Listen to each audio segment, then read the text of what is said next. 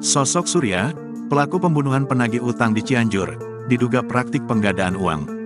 Inilah sosok Surya pelaku pembunuhan di Kampung Babakan Bandung Kidul RT 01 RW 06, Desa Hegarmanah, Kecamatan Karangtengah, Kabupaten Cianjur, diduga melakukan praktik perdukunan dan penggandaan uang.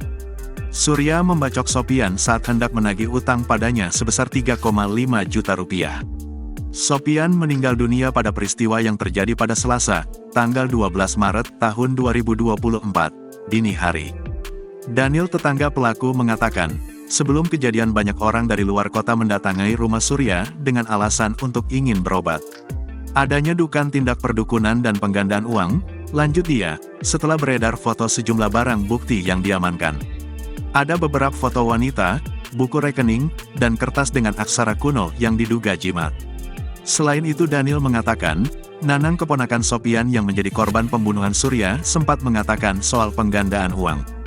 Namun kurang jelas, Nanang sempat menyebut soal penggandaan uang, tapi saat itu tidak jelas karena semua sedang panik, karena pamannya menjadi korban pembunuhan, katanya. Surya melarikan diri setelah melakukan aksi pembacokan hingga Sopian meninggal dunia. Satreskrim Polres Cianjur berhasil menangkap Surya di persembunyian di Cilengsi, Kabupaten Bogor, Jumat, tanggal 15 Maret tahun 2024, dini hari. Kasat Reskrim Polres Cianjur, AKP Tono Listianto, mengatakan, setelah petugas melakukan pengejaran akhirnya pelaku berhasil diamankan di rumah kerabatnya. Pelaku kabur ke tempat persembunyiannya, setelah melakukan aksi pembacokan hingga menyebabkan korbannya meninggal dunia. Pelaku sudah kami amankan, ucapnya.